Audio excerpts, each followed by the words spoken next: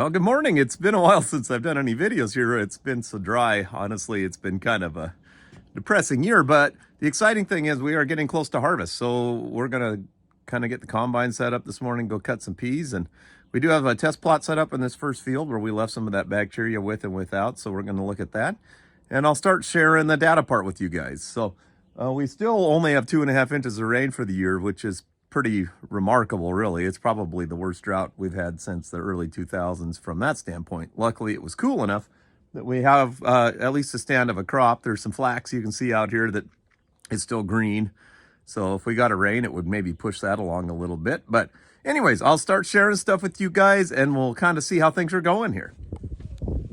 Well, we got through the first field of peas. As you can see in this video, a pretty good stand really for 2.5 inches of rain.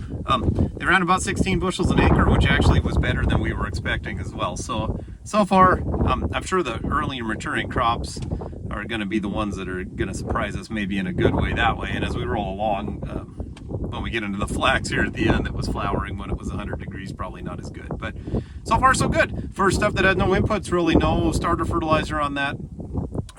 Just some Fulvic and Johnson Sioux for the seed treat, and then that ACF SR bacteria there to just do some phosphorus release basically for this and some plant health stuff. So far so good.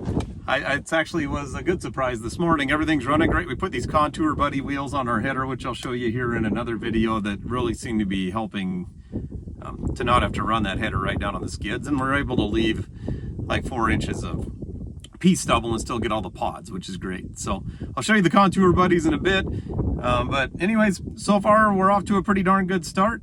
On the test plot that was in that field between the bacteria and not, we're not seeing really much of a difference, but that was kind of expected with the rainfall that we got. So as we get into the barley, where it should have done more of the nitrogen fixing part for us, I bet we'll start to see even better results there. But either way, low input peas running 16 bushels an acre on 2.5 inches of rain so far, actually surprisingly decent.